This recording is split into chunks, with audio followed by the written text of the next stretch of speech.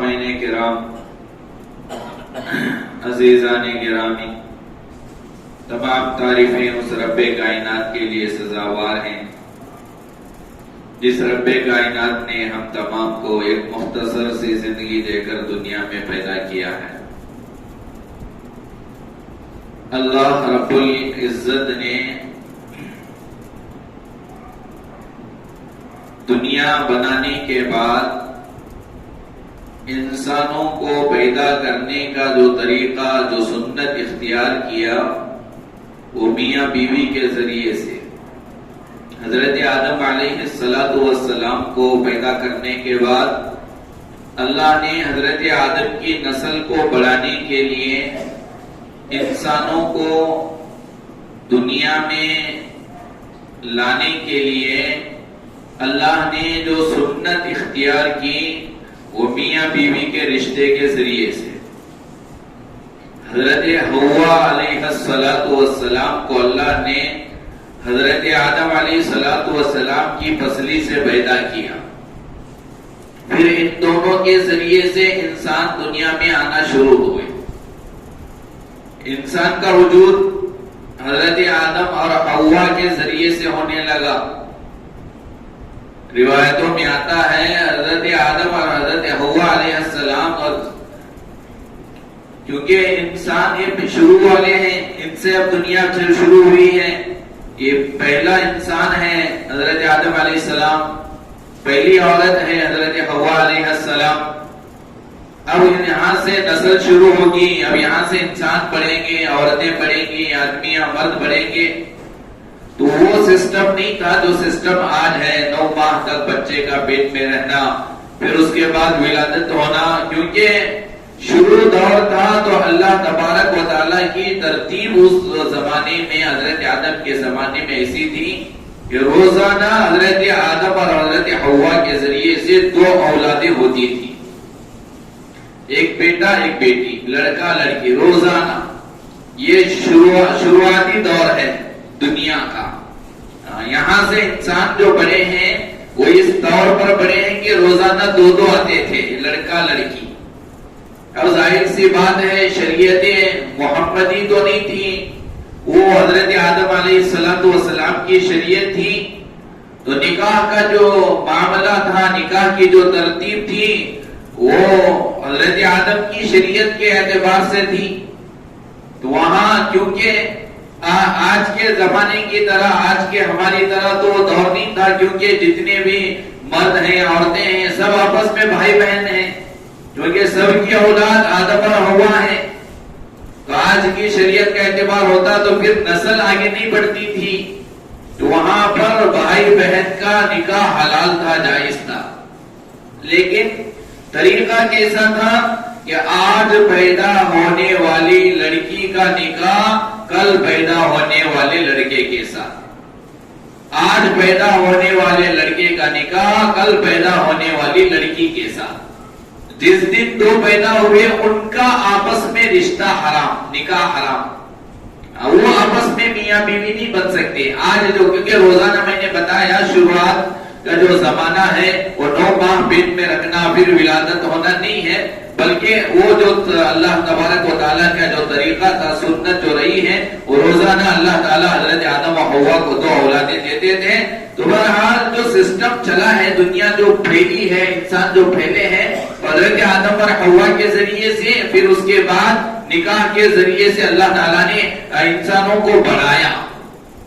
تو معاشرے کے اندر میاں بیوی اگر معلوم یہ ہوا کہ انسان کی نسل خوشگوار زندگی اور انسان کی نسل کے اندر جو بڑھوتری ہوتی ہے، اگر اچھے اخلاق کے ذریعے سے بڑھوتری ہو، اچھے صفات کے ذریعے سے بڑھوتری ہو، تو اس کا اصل منشا، مقصد جو ہے، منبع جو ہے، وہ میاں بیوی ہے۔ میاں بیوی کے اگر درمیان کے اندر جھگڑا ہو، فساد ہو، تو پھر وہاں سے جو نسل آگے بڑھے گی اس میں رکاوٹیں آئیں گی۔ وہاں اگر میاں بیوی اگر دونوں دیندار نہیں رہیں گی، پھر بعد میں آنے والی نسلوں پر اس کا اثر پڑے گا۔ رابعہ بصریہ رحمت اللہ علیہا، جو رابعہ بصریہ بنی ہے، یہ ان کے اتنی بڑی اللہ والی بننے کا کمال ان کا خود کا نہیں ہے، ان کے والدین کا ہے۔ کہ آج 2 ہفتے سے جو ہمارے بیانات ہو رہے ہیں، معاشرے کے اندر دین کا آنا، جو گھریلو زندگی میں دین کا آنا بہت ضروری ہے. وہاں سے ٹیپو سلطان پیدا ہوتے ہیں، وہاں سے رابعہ بصریہ پیدا ہوتے ہیں. مسجد کے اندر ہم کتنے بھی بڑے دیندار ہو، لیکن گھر میں ہماری دینداری نہیں، میاں بیوی کے درمیان دینداری نہیں ہے، پھر صرف تصور ہی میں ہم سوچتے رہنا ہوگا کہ میرا بیٹا ولی بنے، میری بیٹی ولیہ بنے. ایسا نہیں ہے. معاشرے میں دینداری آئے گی تو معاشرے کی دینداری کا اثر اولاد پر، بھائی بہنوں پر، والدین پر پڑے گا. تاجر ہے تو تجارت پر اس کا اثر پڑے گا. رابعہ بصریہ رحمت اللہ علیہا کا واقعہ سنایا بھی گیا کہ رابعہ بصریہ کے والد کا نام اسماعیل تھا، بڑے دیندار، بڑے اللہ کے بندے ولی تھے. انہوں نے زندگی میں نیت کی تھی کہ جب تک میں دنیا میں زندہ رہوں، کچھ بھی مجھ پر حالات آئے، کیسا بھی حال میرے اوپر گزرے، کہ جتنی بھی تندرستی فقیری آئے، ساری فقیری، ساری تندرستی، غربت برداشت کروں گا، لیکن کسی کے سامنے ہاتھ نہیں اٹھاؤں گا، ہاتھ نہیں پھیلاؤں گا، کسی سے کچھ نہیں مانگوں گا. یہ انہوں نے نیت کی تھی، عزم کیا تھا، ارادہ کیا تھا. ہاں، بیوی بھی نیک تھی، پارسا تھی، متقیہ تھی، اللہ والی تھی، درد ذہن میں تھی. حضرت رابعہ بصریہ رحمت اللہ علیہا ابھی دنیا میں نہیں آئی، پیٹ میں ہے. رابعہ بصریہ کی والدہ حاملہ ہے، درد ذہن شروع ہو گیا. ولادت کے قریب جو ماں کو تکلیف ہوتی ہے وہ تکلیف شروع ہوئی، اور اتنی غریبی تھی ان کے گھر میں کہ چراغ جلانے کے لیے تیل بھی نہیں ہے، اتنی غریبی. اور آسانی کے ساتھ ولادت ہونے کے لیے اس زمانے میں، کیونکہ آج کی طرح ڈاکٹروں کا دور نہیں تھا، تو ولادت کی آسانی کے لیے کتابوں میں لکھا ہے بوتل میں، ناف میں تیل لگایا جاتا تھا، جس کی وجہ سے آسانی سے نارمل ڈیلیوری ہوتی تھی. یہ اس زمانے کی دوا تھی. لیکن رابعہ بصریہ کے والد کے گھر، اسماعیل کے گھر، جہاں چراغ جلانے کے لیے تیل نہیں ہے، وہیں ناف میں تیل لگانے کے لیے بھی تیل نہیں تھا. اب بڑی پریشان تھی. اپنے شوہر اسماعیل سے بیوی نے کہا، پوری زندگی آپ نے کسی سے کچھ مانگا نہیں ہے، لیکن آج میں بڑی تکلیف میں ہوں، درد میں ہوں، بڑی پریشان ہوں. آج آپ اپنے عہد کو توڑ دیں، اپنے وعدے کو تھوڑا توڑ دیں، میری تکلیف دیکھیں. تھوڑا جائیں، بازو جائیں، پڑوسی کے مکان جائیں، جا کر تھوڑا تیل لے کر آئیں، میں ناف میں لگا لوں گی، پھر ولادت آسانی سے ہوگی، وضع حمل آسانی سے ہوگا. روتے ہوئے پریشانی کے عالم میں، درد میں مبتلا بیوی نے حضرت اسماعیل سے کہا. اسماعیل وہ نہیں ہے حضرت ابراہیم کے، نہیں، بلکہ یہ تو اسی زمانے کے ایک ولی گزرے ہیں. انہوں نے بیوی کے درد کو دیکھ کر، بیوی کی پریشانی کو دیکھ کر بازو مکان گئے، پڑوسی کے گھر گئے. رات کا وقت تھا، پڑوسی سوئے ہوئے تھے. انہوں نے دل ہی دل میں ایک ترکیب بنائی، ایک پلاننگ کی انہوں نے. بیوی کی بات پر عمل بھی ہو جائے اور میرا وعدہ جو میں نے اللہ سے کیا ہے وہ وعدہ بھی نہ ٹوٹے. ایسی انہوں نے ایک ترکیب بنائی. جو اللہ سے وعدہ یہ تھا کہ کسی سے کچھ نہیں مانگوں گا، اور بیوی کی فرمائش یہ ہے کہ بازو گھر والوں سے کہہ کر تھوڑا تیل لے کر آئیں. بیوی پریشان ہے، درد ذہن میں مبتلا ہے. بیوی کی مانو گا، اللہ کا وعدہ ٹوٹے گا، اللہ کے وعدے پر برقرار رہو گا، بیوی ناراض ہو جائے گی. کیا کرنا چاہیے؟ کتاب میں لکھا ہے ذوالفقار صاحب دامت برکاتہم نے ایسی ترکیب انہوں نے بنائی. جا کر انہوں نے پڑوسی کے کیوار کو اتنا آہستہ مارا، اتنا آہستہ مارا کہ کیوار مارنا بھی ہو جائے اور اندر والوں کو آواز بھی نہ پہنچے. یہ ترکیب انہوں نے بنائی. واپس آئے، آ کر بیوی سے کہا، میں نے دروازہ کھٹکھٹایا، کیوار میں نے کوٹی ہلائی، لیکن انہوں نے نہیں کھولا. جھوٹ بھی نہیں ہوا کیونکہ انہوں نے ہلائی تھی. بیوی نے پوچھا بھی نہیں، زور سے ہلائی تھی، آہستہ ہلایا تھا آپ نے. ادھر بیوی کو خوش کرنے کے لیے یہ عمل بھی ہوا، اور ادھر بیوی کی بات، بیوی بھی خوش ہو گئی. ادھر اللہ کا جو وعدہ ہوا تھا وہ وعدہ بھی نہیں ٹوٹا. بس ایسے ہی تھے. لیکن جب اللہ کا ولی جب معاشرے کے اندر دین کو باقی رکھنے کے لیے قربانی دیتا ہے، اللہ تعالیٰ اس کی دنیا بھی چمکاتا ہے، آخرت بھی چمکاتا ہے. کتاب میں لکھا ہے اس زمانے کا بادشاہ بڑا ولی تھا. اس کا ایک معمول تھا، ایک عمل تھا کہ روز ہر جمعرات کو رات میں سونے سے پہلے 500 مرتبہ اللہ کے نبی علیہ السلام پر درود پڑھ کر سونے کا اس کا معمول تھا. اس دور کا، اس زمانے کے بادشاہ کا یہ عمل تھا. کسی کام میں مشغول ہونے کی وجہ سے اس جمعرات کو درود پڑھنا اس نے بھول دیا تھا. بغیر درود پڑھے، تھکان کی وجہ سے، کاموں میں مشغولی کی وجہ سے، یہاں کوئی مستحب عمل ہے، کوئی ضروری واجب فرض نہیں ہے، بغیر درود پڑھے کے سو گیا.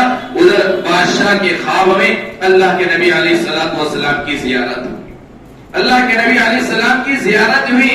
بادشاہ سے اللہ کے نبی نے خواب میں کہا کہ کیا بات ہے، ہر جمعرات مجھ پر 500 مرتبہ درود پڑھ کر بھیجا کرتے تھے تحفے میں، کیا بات ہے آج آپ نے درود نہیں پڑھا، درود کا تحفہ مجھے نہیں دیا، میں تمہیں سزا دوں گا. اللہ کے نبی علیہ السلام نے خواب میں کہا تیری سزا یہ ہے کہ ابھی فوراً اٹھ کر جا، فلاں تیرے سلطنت کے اندر فلاں محلے میں ایک بندہ رہتا ہے، اللہ کا غریب ہے، جا 500 درود کے بدلے 500 اشرفیاں، 500 دینار درہم لے کر جا کر اسے ہدیے میں دینا، یہ تیری سزا ہے.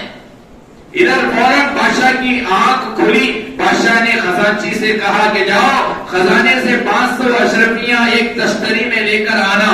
خزانچی لے کر آیا. بادشاہ خود پکڑ کر چلنے لگا. ذرا کہنے لگے بادشاہ سلامت ہم اٹھائیں گے. نہیں یہ میری ذمہ داری ہے، یہ میری سزا ہے، مجھے لے کر جانا ہے. وہ محلہ جو اللہ کے نبی علیہ السلام نے خواب میں بتایا تھا، اس محلے کو تلاش کرتے ہوئے آیا. آ کر حضرت رابعہ بصریہ کے جو والد کا گھر تھا اسماعیل کا، اس گھر کی کیوار کو کوٹی ہلا کر دروازہ حضرت اسماعیل نے کھولا تو بادشاہ ہے، پریشان ہوئے. کیا معاملہ ہے بادشاہ سلامت، آپ ہمارے گھر آئے اتنی رات، کیا معاملہ ہے؟ تو اس بادشاہ نے وہ ہدیہ دے کر ہاتھ ان کو چوما، پیشانی کو بوسہ دے کر کہنے لگا تمہارا وہ کون سا عمل ہے، تمہاری وہ کون سی نیکی ہے جس نیکی کی برکت سے مجھے نبی کی زیارت، تمہاری نیکی اللہ کو اتنی پسند آئی کہ مجھے میرے خواب میں نبی آئے اور نبی نے مجھ سے کہا کہ فلاں میرا غلام وہاں رہتا ہے، جاؤ جا کر اسے ہدیہ دے کر آؤ.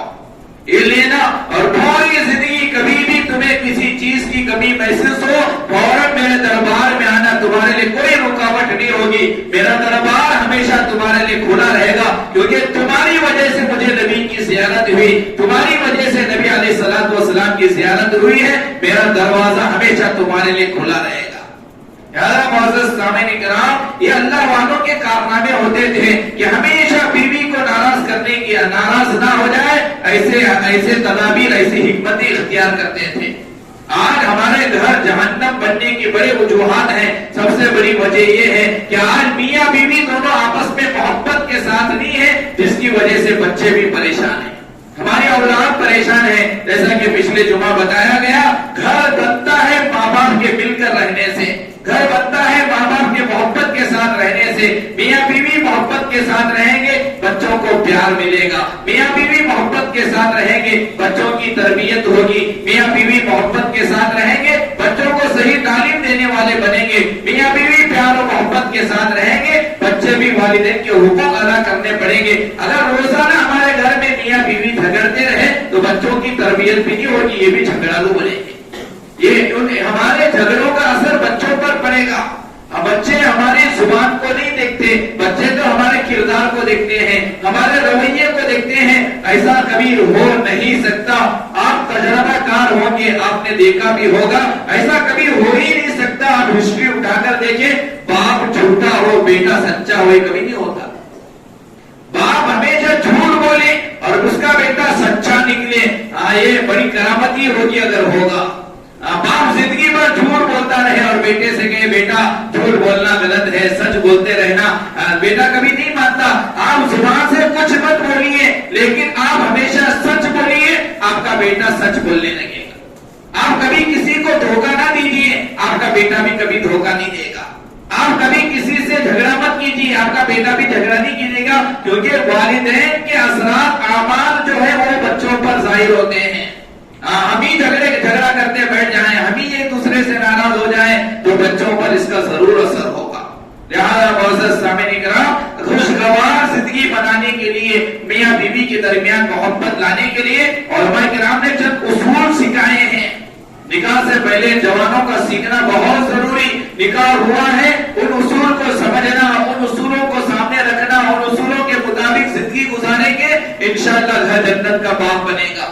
کچھ صفات ہیں، کچھ قربانی دینا ہوگا، کچھ مجاہدہ کرنا پڑے گا اپنی زندگی میں۔ اگر ان اصول کو، ان صفات کو لائیں گے، ان صفات کو سامنے رکھتے ہوئے اگر ہم گھر میں جائیں گے، زندگی گزاریں گے، ہماری بیوی کبھی ہم سے ناراض نہیں ہوگی، ہمارے درمیان کبھی جھگڑا نہیں ہوگا۔ آج سارے جھگڑے ہونے کی وجہ آج ہماری زندگی میں وہ شریعت نہیں ہے، وہ احکامات نہیں ہے جو گھر میں رہنے کے احکامات نبی نے ہمیں سکھائے، اللہ نے ہمیں بتایا، قرآن نے ہمیں سکھایا۔ آج ہم جانتے نہیں تو گھر میں اس پر عمل نہیں، اس لیے آج ہمارے گھر جہنم کے گڑھے بن گئے۔ مسجد میں ہمیں سکون ملتا ہے، گھر میں سکون نہیں ملتا، حالانکہ مسجد میں بھی ہمیں سکون ملنا چاہیے، گھر میں بھی سکون ملنا چاہیے۔ جب ہمارا بیٹا، ہمارے بچے گھر سے نکل جائیں، ان کے دل میں یہ تڑپ ہو کہ واپس میں گھر کب جاؤں، کیونکہ میرے ماں باپ کا جو ملنسار ہے، محبت ہے، ان کے ساتھ بیٹھنے میں مجھے اچھا لگتا ہے۔ یہ صفات ہمارے بچوں میں کب آئیں گے، یہ تڑپ ہمارے بچوں میں کب آئیں گے، ہم جب اس سے بنے۔ آج جیسے بتایا گیا پچھلے جمعہ، آج ہمارے بچے ہمارے ساتھ گھر میں وقت گزارنا نہیں پسند کرتے، دوستوں کے ساتھ وقت گزارنا پسند کرتے ہیں، چوراہوں پر کھڑے رہ کر وقت گزارنا پسند کرتے ہیں۔ ماں باپ کے ساتھ گھر میں بیٹھنا، ماں باپ کے ساتھ باتیں کرنا، پیار و محبت کے ساتھ بیٹھ کر باتیں کرنے کا رواج ہی ختم ہو گیا۔ موبائل آنے کے بعد تو اگر گھر میں بیٹھ بھی جائیں تو سب اپنے اپنے موبائل میں مست رہتے ہیں، ایک دوسرے سے بات چیت ہی نہیں ہوتی۔ ہاں، ایک دوسرے سے پتہ ہی نہیں، 2-2 گھنٹے ہم آپس میں مل کر بیٹھتے ضرور ہیں، لیکن اپنے اپنے کاموں میں مشغول ہیں، اپنے اپنے موبائل میں مصروف ہیں۔ وہ جو محبت تھی گھر کے اندر، وہ محبت یہاں ختم ہو گئی۔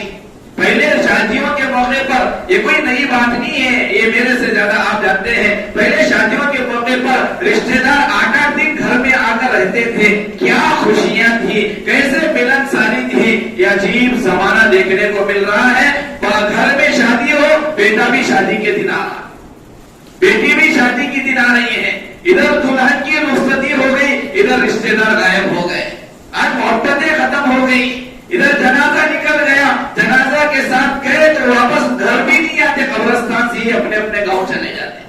تو وہ محبتیں آج معاشرے سے ختم ہو گئی، وہ ملنسار ختم ہو گیا۔ بڑے بڑے شہروں میں پتہ ہی نہیں چلتا کہ بھائی سیکنڈ فلور پر ہو تو گراؤنڈ فلور پر کون رہتا ہے، آج کوئی جانتا ہی نہیں ہے۔ پڑوسیوں کے حقوق جو اللہ کے نبی نے ہمیں بتائے تھے، آج ہم نے اسے بھلا دیا۔ میاں بیوی کے حقوق جو اللہ کے نبی نے بتائے تھے، آج ہم نے بھلا دیا۔ معاشرے کے اندر سے دین ختم ہو گیا تو غیر ہم سے نفرت کرنے والے بنے۔ تو معاشرے کی دینداری گھر سے شروعات، گھر سے لے کر بازار تک، مسجد تک، ہر جگہ دینداری کا آنا بہت ضروری ہے۔ نماز کے عنوان پر بیانات ہم نے بہت سنا، روزے کے عنوان پر بیانات بہت ہم نے سنا، زکات حج کے عنوانات پر سنا، لیکن معاشرے میں کیسے رہنا چاہیے، بیوی کے ساتھ کیسے رہنا چاہیے، بچوں کے ساتھ کیسے رہنا چاہیے، یہ بھی سیکھنے کی چیزیں ہیں۔ واقعہ کتاب میں لکھا ہے، ماں باپ بچوں کو لے کر ٹرین کا سفر کر رہے تھے، ان کی فیملی بیٹھی تھی، سامنے اور ایک فیملی بیٹھی تھی جن کے بھی بچے تھے، ان کے بھی بچے تھے۔ سامنے والی فیملی کے جو بچے تھے وہ ہمیشہ موبائل میں مست ہیں، اور ان کے بچے موبائل پکڑنا بھی نہیں چاہتے، خاموش ہیں۔ تو وہاں سامنے والے فیملی کے جو والدین تھے بچوں کے، انہوں نے ان سے پوچھا، بڑے عجیب تربیت تم نے اپنے بچوں کی ہے، بڑے پیارے آپ کے بچے ہیں، موبائل چھوڑنا پسند نہیں کرتے، موبائل لینا پسند نہیں کرتے، کیا ایسا کیا تم نے تعویذ انہیں پہنا دیا کہ موبائل ہی لینا پسند نہیں کر رہے؟ ہمارے یہ بچے موبائل چھوڑنا پسند نہیں کرتے، تمہارے بچے پکڑنا پسند نہیں کرتے، آخر تربیت کا انداز کیا رہا تمہارا؟ سامنے والے والدین نے پوچھا۔ یہ کوئی کہانی جھوٹ غلط نہیں ہے، کتاب میں عالم دین نے لکھا ہے، والدین نے کہا کہ ہم نے کبھی زندگی میں ہمارے بچوں سے نہیں کہا کہ موبائل مت پکڑو، بلکہ سب سے پہلے ہم ہمارے بچوں کے سامنے موبائل پکڑنا چھوڑ دیے۔ جب بھی ہمارے ساتھ ہمارے بچے رہتے، ہم موبائل میں مست نہیں رہتے، موبائل میں لگے ہوئے نہیں رہتے، بچوں کو ہم ٹائم دیتے ہیں، وقت دیتے ہیں، پیار سے باتیں کرتے ہیں، محبت کے ساتھ رہتے ہیں۔ ہم اپنے زندگی سے موبائل کو دور کیا، جتنی ضرورت اتنا استعمال، بقیہ وقت ہم نکال کر رکھ دیتے ہیں، جس کی وجہ سے ہمارے بچے بھی موبائل سے دور ہیں۔ یہ عملی کردار ہمارے بچے اپنائیں گے، ہمارا عمل بچے دیکھیں گے۔ اسی لیے کتابوں میں لکھا ہے کہ اگر بچہ آپ کا دودھ پیتا ہے، سمجھ نہیں سکتا، بول نہیں سکتا، اگر دودھ پیتا بچہ ہے، اس کے سامنے بھی نہ नाजायज काम नहीं करना चाहिए, उसके सामने भी झूठ नहीं बोलना चाहिए, उसके सामने भी गाली नहीं देना चाहिए। ये सोचकर बोल नहीं सकता, समझ नहीं सकता, दूध पीता बच्चा है, गाली देंगे तो क्या होगा, मियां बीवी आपस में मोहब्बत वाले काम करेंगे तो क्या होगा। उलमा ने किताबों में लिखा है, अगरचे कि वो समझ नहीं सकता, अगरचे कि वो बोल नहीं सकता, लेकिन जो आंख से देख रहा है, जो कान से सुन रहा है, वो सारी चीजें उसके दिल में घर करेगी, उसके दिल में वो सारी बातें उतरेगी। तो बहरहाल मुअज़्ज़ज़ सामईन किराम, मुआशरे में दीन का लाना, घर में दीनदारी का आना बहुत जरूरी। औलाद की तरबियत वालिदैन की दीनदारी पर मौकूफ है। औलाद बनेंगी माँ बाप के बनने पर, और माँ बाप जब तक एक दूसरे के हुकूक अदा नहीं करेंगे, शौहर बीवी के हुकूक जब तक अदा नहीं करेगा, बीवी शौहर के हुकूक जब तक अदा नहीं करेगी, तो घर जन्नत का बाग नहीं बनेगा।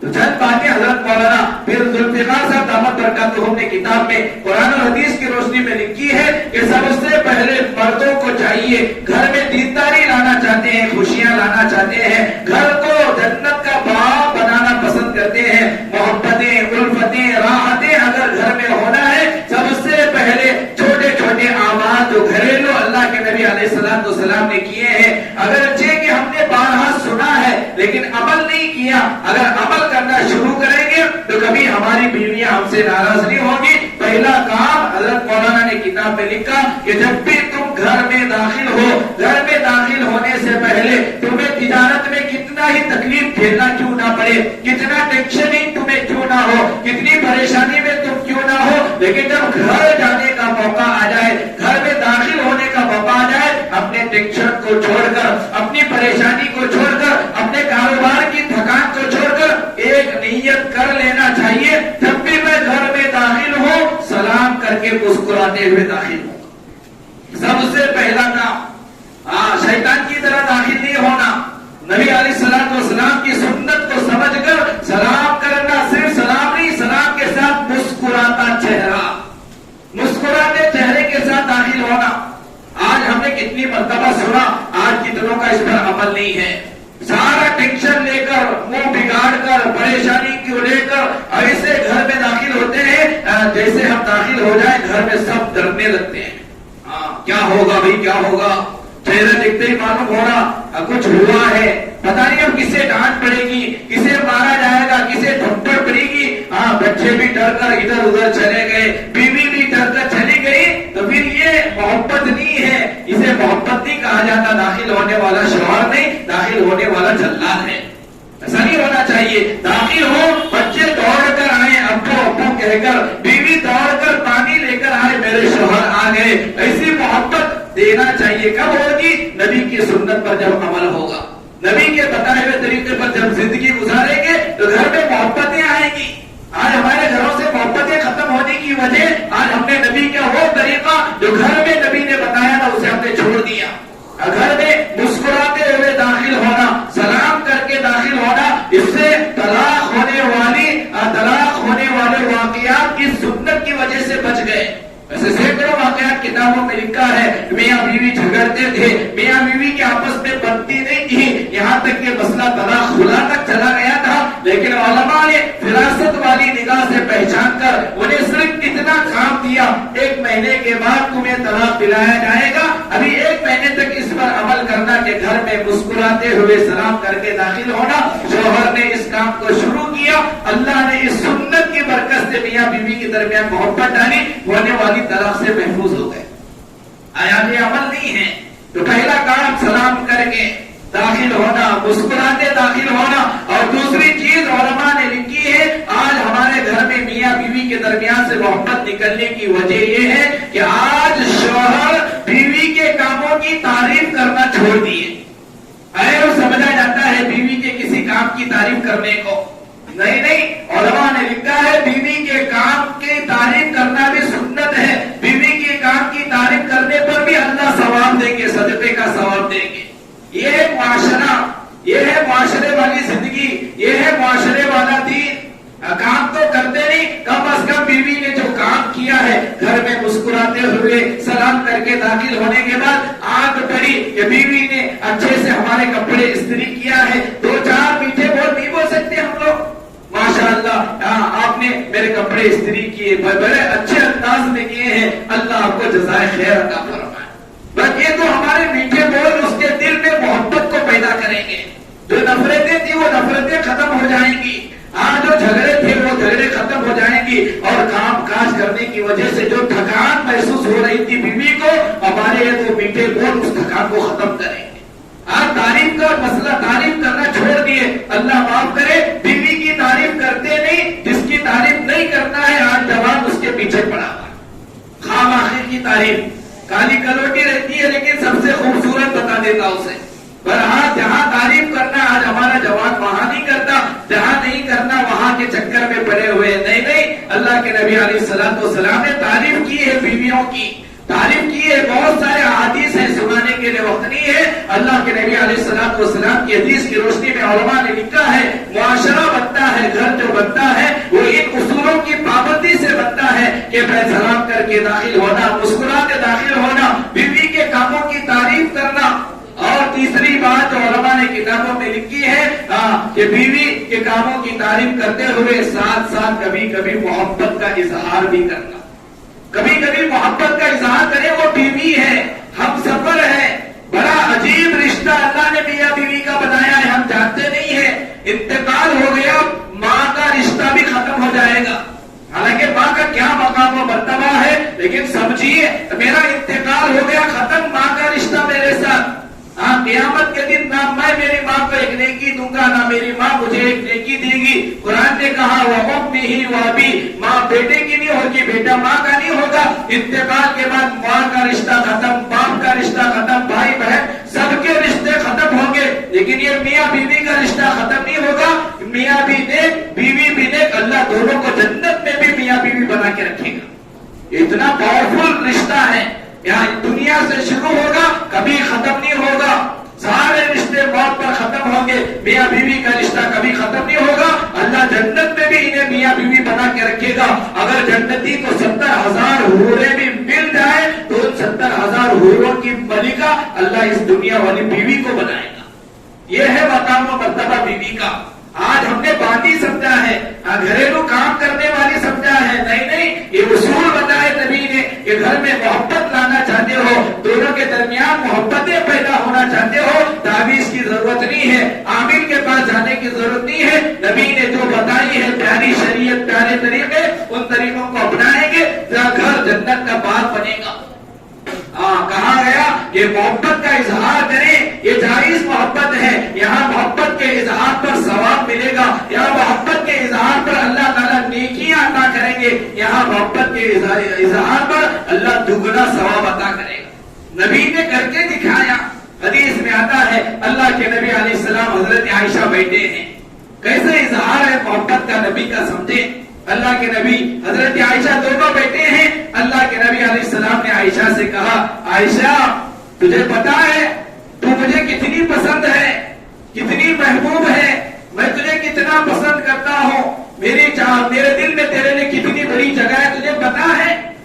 عائشہ سے نبی نے مثال دے کر کہا عائشہ یہ جو دسترخوان پر کھجور، جب کھجور ہو اور شہد ہو، شہد اور کھجور ملا کر کھانے سے جتنا انسان مرغوب ہو جاتا ہے، جتنا انسان آرام طلب ہو جاتا ہے، کھجور اور شہد کھانے کے بعد جتنا مزہ لیتا ہے انسان، اس سے بھی کہیں زیادہ عائشہ تو مجھے پسند ہے۔ کھجور اور شہد کو ملا کر کھانے کو بہت زیادہ پسند کیا کرتے تھے صحابہ صحابیات، اس زمانے کی بہترین غذا تھی۔ اللہ کے نبی نے مثال دے کر کہا شہد اور کھجور ملا کر کھانے سے جتنا انسان پسند کرتا ہے اس سے بھی زیادہ عائشہ تو مجھے پسند ہے۔ یہ محبت کا اظہار نبی نے کیا، سید القونین نے کیا، جن کی نبیوں کی امامت کرنے والے ہمارے نبی نے بیوی کے ساتھ اس طرح محبت کا اظہار کیا۔ آج بتائیں آج یہ سنت ہماری زندگی میں ہے؟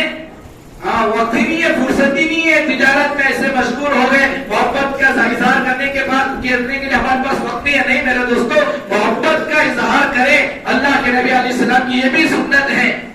عائشہ بھی تو عائشہ تھی، ابو بکر کی بیٹی تھی، اللہ کے نبی نے کہا عائشہ تو مجھے ایسی پسند ہے جیسے شہد اور کھجور ملا کر کھانا۔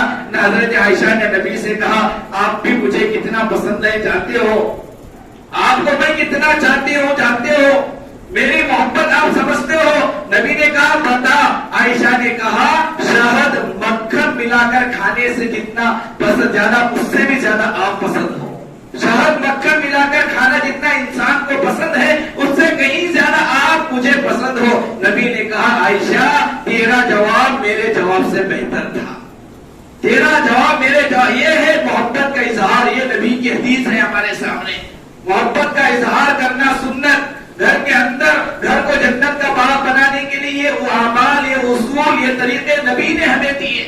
اور حدیث کی روشنی میں آگے علماء فرماتے ہیں گھر میں میاں بیوی کے درمیان جھگڑا نہیں ہونے کے لیے علماء فرماتے ہیں شوہر کو چاہیے کہ بیوی کو ہدیہ دیا کرے, تحفہ دیا کرے. شادی سے پہلے شادی اور عجیب معاشرہ بنا دیے ہم لوگ. عجیب نوجوان اعمال کر رہے ہیں. منگنی سے لے کر شادی ہونے تک تو ڈھیر سارے ہدیے دیتے ہیں. منگنی ہونے کے بعد ہدیہ کا سلسلہ شروع. سب سے پہلا ہدیہ موبائل, کیونکہ بات کرنی ہے. یہ غلط ہے, حرام ہے. یہ تو وعدہ نکاح ہے, نکاح نہیں ہے, یہ عنوان نہیں ہے, تفصیل میں جانا نہیں ہے. جائز کام کی طرف توجہ نہیں. سب سے پہلا ہدیہ منگنی کے دن بڑے عجیب کام کرتے ہیں تو اس میں ایک تحفہ سب سے پہلا لڑکا جو دیتا ہے منگنی کے دن وہ موبائل ہی دیتا ہے. نہیں, اللہ کے نبی علیہ السلام کی حدیث میں لکھا ہے شادی سے پہلے دینے کی ضرورت نہیں ہے, شادی کے بعد دینا سنت ہے. کیا ہوگا؟ اللہ کے نبی علیہ السلام نے کہا تہادو تحابو تہادو تحاببتم. مختلف جگہوں پر اللہ کے نبی نے کہا ایک دوسرے کو ہدیہ دیا کرو, ایک دوسرے کو تحفہ دیا کرو. کیا ہوگا تحفہ دینے سے, کیا ہوگا ہدیہ دینے سے؟ نبی نے کہا محبت بڑھے گی, محبت میں اضافہ ہوگا. سب سے زیادہ محبت کس سے کرنی چاہیے؟ اللہ رسول کے بعد, ماں باپ کے بعد بیوی سے کرنی چاہیے. تو محبت میں اضافہ چاہتے ہیں تو ہدیہ دینا چاہیے, تحفہ دینا چاہیے. ویسے تو دینا ضروری ہے, جھگڑے کے بعد دیں گے ہم لوگ. جب وہ جھگڑا کرے گی, روئے گی, گڑ گڑائے گی, پھر اسے ہم کپڑے لا کر دیں گے, زیورات لا کر دیں گے. اگر اس سے تھوڑا پہلے, اس کے کہنے سے پہلے اگر تحفہ ہم پیش کرتے, دینا تو پایا گیا لیکن تحفے کی شکل میں, ہدیے کی شکل میں اگر دیں گے محبت میں اضافہ ہوگا. آج شوہر کے لیے ضروری ہے, اللہ معاف کرے, جہاں ہدیہ دینا وہاں ہدیہ نہیں دیتے, جہاں تحفہ دینا وہاں تحفہ نہیں دیتے. غلط جگہوں پر, مختلف عنوان پر غلط لوگوں کو تحفہ دے کر خوش کرنے کے چکر میں پڑتے ہیں. حالانکہ قرآن اور حدیث ہمیں کہتی ہے کہ خوش کرنا ہے تو بیوی کو خوش کرو. تو تحفہ دینا چاہیے, ہدیہ دینا چاہیے. گھر کے اندر خوشحالی لانے کے لیکن اعمال کی پابندی. والدین ہے, ٹھیک ہے, والدین کو بھی تحفہ دے, ہدیہ دے, بیوی کو بھی تحفہ دے, والدین کو بھی تحفہ دے. یہ بات ہرگز نہیں کہی جا رہی ہے کہ بیوی کو ہی صرف تحفہ دے, ہدیہ دے, ماں باپ کو بھلا دے. نہیں, ماں باپ کے حقوق کی بھی ادائیگی ضروری, بیوی کے حقوق کی بھی ادائیگی ضروری. حضرت مولانا عمر صاحب پالن پوری رحمت اللہ علیہ نکاح کے بیان میں ہمیشہ یہ بات کہا کرتے تھے. حضرت نے کہا اللہ نے دو کان اس لیے دیے ہیں, ایک کان سے ماں کی سنو, دوسرے کان سے بیوی کی سنو. صرف ماں کی سن کر بیوی پر ظلم نہیں کرنا, صرف بیوی کی سن کر ماں کو نہیں چھوڑنا. ماں کو بھی سنبھالنا ہے, بیوی کو بھی سنبھالنا ہے, اس کے بھی حقوق ہیں, اس کے بھی حقوق ہیں. اس لیے اللہ نے دو کان دی. صرف ماں کی سننے والا, بیوی کو چھوڑنے والا, بیوی پہ ظلم کرنے والا, یہ انسان بھی غلط ہے. اور صرف بیوی کا غلام بن کر ماں کو چھوڑنے والا, یہ بھی انسان غلط ہے. ماں کے حقوق یہ بھی ادا کرنا ضروری, بیوی کے حقوق بھی ادا کرنا ضروری. اسی کا نام شریعت ہے, یہی دینداری ہے. اعتدال, بیان روی, دونوں کو لے کر چلنا, دونوں کے حقوق ادا کرنا, جب جا کر ہمارا معاشرہ بنتا ہے. لہٰذا عزیزان گرامی, تب چند اصول جو بتائے گئے, سلام کر کے داخل ہونا, مسکرا کے داخل ہونا, بیوی کے کاموں کی تعریف کرنا, بیوی کے ساتھ محبت کا اظہار کرنا, تحفے تحائف دینا. اور دو آخری باتیں, بہت ساری باتیں علماء نے لکھی ہیں کہ ایک بات حضرت نے بڑی عجیب لکھی ہے. وہ بات یہ لکھی ہے کہ میاں بیوی آپس میں یہ طے کر لیں, دونوں مرد آپس میں یہ طے کر لیں, ہمارے درمیان جتنا بھی جھگڑا, جتنا بھی بڑا جھگڑا کیوں نہ ہو, رات صبح ہونے سے پہلے رات میں ہم صلح کر لیں گے. جھگڑے ضرور ہوں گے, اختلافات ہوں گے, اونچ نیچ زندگی میں آئے گی. دونوں مل کر یہ طے کر لیں, دونوں مل کر یہ وعدہ کر لیں کہ جتنا بھی جھگڑا ہمارے درمیان کیوں نہ ہو جائے, جتنا بڑا اختلاف ہمارے درمیان کیوں نہ ہو جائے، ہم یہ طے کر لیں گے کہ رات کے صبح ہونے سے پہلے رات میں صلح کر کے سو جائیں گے۔ ایسی رات ہماری زندگی میں کبھی نہ آئے کہ وہ پوری رات ہم ایک دوسرے سے ناراض ہو کر سوئیں۔ ایسی رات ہماری زندگی میں نہیں آنی چاہیے کہ جس رات کو شوہر بیوی سے نہ بیوی کو ناپسند کرتا ہو، ناراض ہو، بیوی شوہر سے ناراض ہو، ایسی رات ہم زندگی میں نہیں گزاریں گے۔ اس طرح آپس میں بات کر لیں، محبت کے وقت میں صلح کر لیں، وعدہ کر لیں، اس کی کوشش بھی کریں۔ اور کوشش کیسی کرنی چاہیے؟ علماء نے لکھا ہے شوہر کی ہمیشہ فکر یہ ہو کہ میں بیوی کو مناؤں گا، بیوی کی ہمیشہ فکر یہ ہو میں شوہر کو مناؤں گا۔ جب شوہر کی خواہش بیوی کو منانے کی، بیوی کی خواہش شوہر کو منانے کی ہوگی، پھر وہ گھر جنت کا باغ بنے گا۔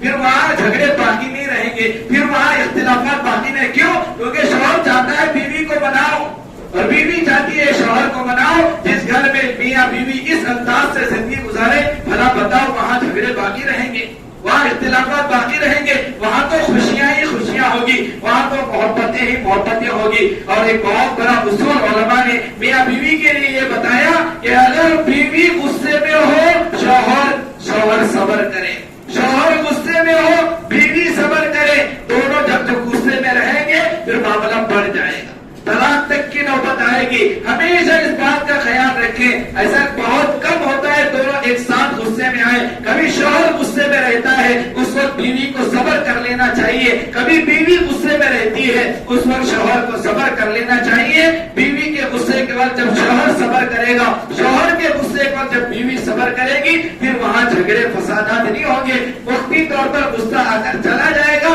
پھر وہ واپس جو محبت ہے وہ باقی رہے گی۔ اس طرح گھریلو زندگی شاندار بنے گی، اولاد کی صحیح تربیت ہوگی، اولاد گھر میں رہنا پسند کریں گے، میاں بیوی مل کر اولاد کی صحیح تربیت کرنے والے بنیں گے۔